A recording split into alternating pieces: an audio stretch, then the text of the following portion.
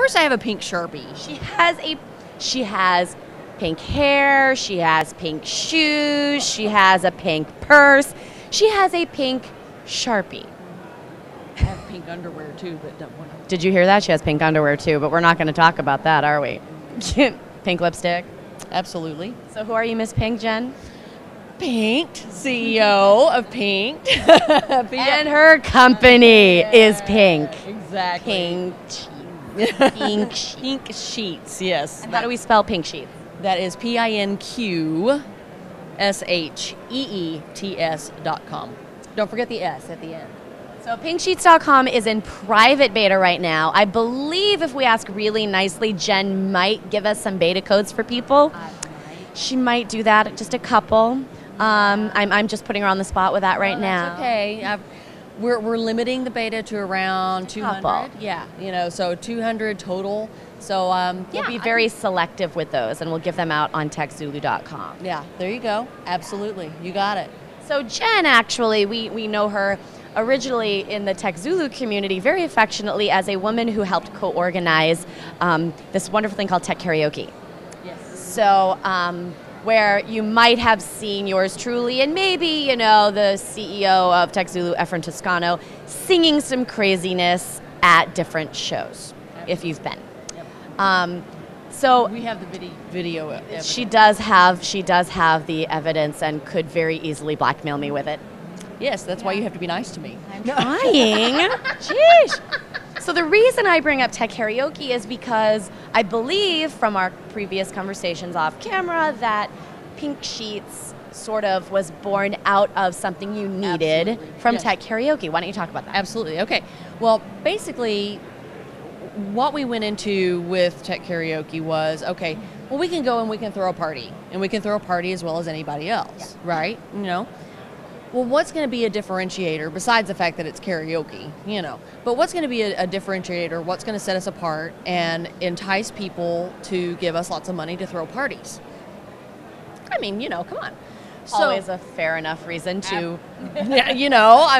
So really, I come from very much a numbers background. I come from a corporate background. I've been sales girl for like 20 years, okay? So give me a reason to do what I do, or give me ROI monetary. and analytics. I did not want to use that word. I knew that's what you were trying to avoid, so I was just going to call out the elephant in the room. Okay, so the pink elephant. The pink elephant in the room, absolutely. So there it is. It's out there. Yes, ROI. So we wanted to show that there was value in addition to just getting your name and branding and exposure, all of that. There's something on the back. I like the exposure.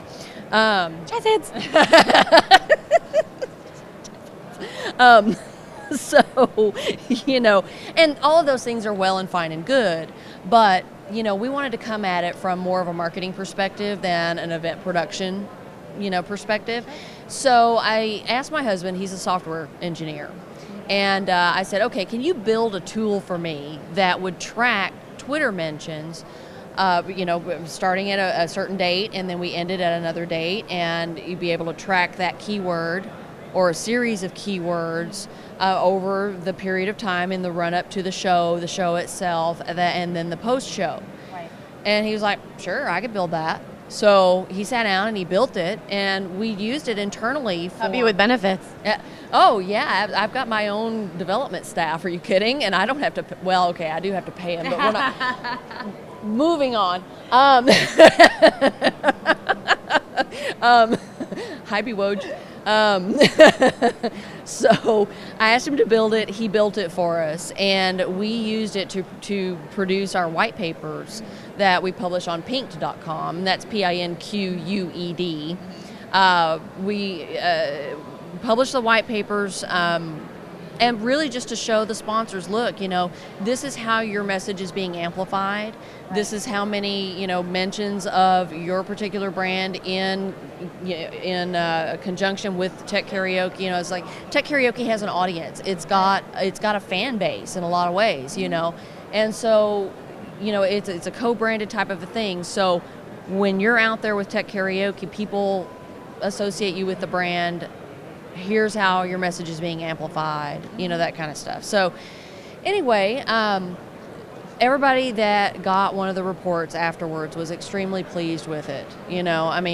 One of my buddies, Sprint was one of our first big event sponsors, and I won't say quote because it's not a quote, but basically when we provided him that information, he was so thrilled to have gotten that information because the people that he's accountable to had to have numbers. They needed that, you've got to numbers attached to social media. Yeah, shocking, I know, right? So anyway, out of that, Pink Sheets was born. We decided, okay, we've built this tool, let's wrap it in a UI, let's productize it, and see if it would be useful to other people. And here you are at Blog World, the perfect place to get feedback about whether or not it would be useful to other people. Will it be? I hope so. It was useful to us. So. I've seen her do a few little product demos, and I can tell you the faces are kind of like this. Yeah. And and the thing about it is that there are plans. It's in again beta, and so it's a very simple product right now. But what we're doing basically is pulling the tweets based on keywords. What's being talked about. We're pulling the whole tweet. We're not pulling the numbers. We're pulling the whole tweet. And we've got a parser on the back end. It's counting, and you can graph right now. And so you can see your trending. Where is this trending? What days of the week, what hours, what months. Obviously how long you're going to follow this thing. But anyway, the functionality will continue to grow as we go. Because we're pulling the whole tweet in, we can then go and drill the data down further as we go, So, we're going to pull in some other metrics, some influencing metrics, those kinds of things. We're just talking about a lot of functionality going forward, and we're road mapping that right now. So you're pretty much doing what a lot of other like-minded companies are doing for users, but you're doing it for keywords. Right. I'm shocked no one's done this yet. I know. Until now. I know. You would think that this would be something that would be necessary, especially as social media is now growing and maturing as an advertising medium, as a platform for your voice, and why are we not measuring this? Why, you ask Olivier Blanchard, is like, why are we not measuring this? Why is this? We're always talking about it. Yeah. Why are we not doing this? Yeah. It doesn't make any sense. Why are companies going after the top 5,000 people with a clout perk? Okay, and that's fine and good, and that's great, and I'm glad that they do that. But at the same time, why are you not targeting the people that are actually talking about what it is that you do? Bingo. Exactly. I've been using my tube sock example all week. She will not shut up about tube socks. Okay, go ahead and share with the audience the tube sock story. The tube sock story. Okay, so you make tube socks. I actually like tube socks too, but anyway. I know, love tubes, especially in the winter. They're very easy. So you're a tube sock manufacturer, and you want to go and distribute your message across social media. Are they pink tube socks? Come on. They can be pink tube socks, yes. Slouchy kind, or? I prefer the little tighter. The tight ones, with the lines on the, I like. Mm-hmm. Yeah, I like those. Yeah, soccer socks is what we used to call them. So, but I played soccer. So, anyhow. So you want to go distribute your message across social media. You're not getting a whole lot out of the advertising that you're doing, that kind of stuff. So you go and you hit Guy Kawasaki up with a pitch because he's an influencer, right, to talk about your tube socks for free. He's probably not going to do that. Neither is Brogan, neither is Stratton, neither is any of these other guys. Solis, no. No, none of these guys. I probably would they not have huge clout scores, but that doesn't mean they're going to talk about your tube socks. I'm not going to talk about tube socks. Sorry, it's just not going to happen. So why can't we build a tool that will allow you to find who it is that out there that are big fans of tube socks. Those are the people that are the influence in your niche. Kind of like when blogging first happened, Brian Solis talked about the magic middle. Yep. So obviously you've got all your top tier folks, and it's hard to reach them. You know, they're bombarded by everybody. Right. And so if you go after that magic middle, the folks in the middle of the sandwich that do talk about a very particular industry topic or niche, they're the ones that are going to reach your audience better. Right, right. Same thing, only you're applying that mentality now to Twitter. Absolutely, absolutely. So, even, you hear about a lot of companies that say, well, we target mom bloggers. Really? I'm a mom. I'm not a mom blogger. I blog about other stuff. I blog about business stuff. But I would still be considered, according to what they classify, I would still be considered a mommy blogger. First of all, the word mommy pisses me off. But no, I talk about other things. Yeah. And mom bloggers are awesome, don't get me wrong. But not all of them like tube socks. Exactly.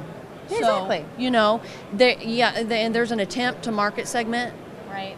But you've got to go not effective. further. Yeah. No, you've got to go further, and you've got to identify those influencers in that very specific niche market, and that way you have a better chance of maximizing your spend, and you maximize your time, you maximize your effectiveness.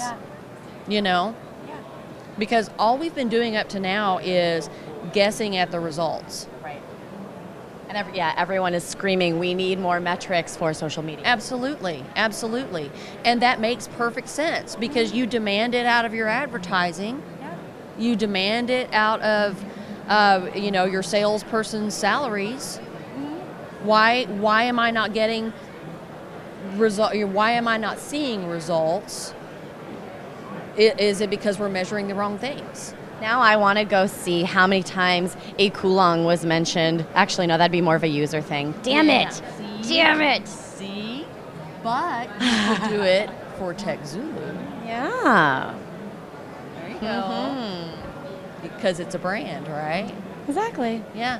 Or you could talk about, follow podcasting, follow, so Live streaming, whatever. So, yeah. It's awesome. See, she fit in the tube socks. I did. I got the tube socks. We got the pink covered. We got the tube socks covered. Now that we're here at Blog World, and have you been to any sessions yet? Well, I just did one. Okay. What was it about? Tube socks? No. Trolls? There were no tube socks in Trolls. Well, we want to know about the troll session. Come on, fill us in. What were the takeaways from the troll session? I like this. What kind of trolls? Were they ugly? Were they cute? Well, they don't feed them. Oh yeah, don't feed the trolls, especially after midnight. Yeah, no. Yeah, absolutely. No, they'll explode. I guess the main thing is always, monitor. And by trolls, we mean internet trolls. We mean people that are in there disrupting the conversation. So, watch for ad hominem attacks. That's the biggest indicator of a troll. Okay. So it's monitoring, but how do you deal with them? Well, obviously you have, if you've got a corporate blog or your personal blog or whatever, you need to have very clear rules for engagement, terms of engagement. Mm-hmm. Okay, there will be no cussing, there will be no, flame wars, all this other, if you come in and attack another member, this post, your comment will be removed and, you'll be removed from the community, that kind of thing, And it needs to be very, very clear. And if somebody comes in and is not playing nice, you take the conversation offline and say, look, what's up with this? Are you having a problem with us, or are you having a problem with this other member? Can we help mediate that? Right. That kind of thing. But here you've got a warning, and you play nice or you go away. Yeah. Do you see, or have you heard about maybe an uprising of trolls online? Are there more of them? Are they grouping together behind closed doors? On 4chan. Yeah, that too. Go check 4chan.com. 4chan.org. Number 4, CHAN, 4chan.com. .org. .org? Yep. So it's a, yeah. So anyway, yeah, that basically the perception of the pimply kid with the Red Bull and greasy hair in their mom's basement eating, pot Brownies. yeah, whatever, or chips or whatever. That's really a very accurate, because they're generally They're bored. male, They're bored. yeah. They have nothing else to do, And they think it's funny. yeah, exactly. Well, and they troll for each other. It's just that whole. It's kind of like prank calling when we were younger. Very much so. Hey, your refrigerator's running. Wow. I just trolled her on her own show. Wow. Okay, pink socks. Nice. I adore you. I love you too. You're so much fun. Geeky chick love. Anyway. Anything else? Anything like in terms of trends or anything that people are just generally talking about in the hallway that we should know about for folks that aren't here? Lunch. Lunch would be a good thing. I think we might actually break for some of that. I think we should. Yeah. Efren, I'm going to get permission from the guy off camera. I think it's a break time for some lunch. I am on break. I am on break. Awesome. I'm going to go on break with the lady in pink. Woo! So, all of you, stay tuned. We will be showing the floor a little bit for you. We might have people trolling in front of the camera. But yours truly is going to grab a little nibble, and I will catch up with you all in just a bit. Thank you, Amanda. And thank all of you. This is Amanda at Blog World. We will be back soon. Do you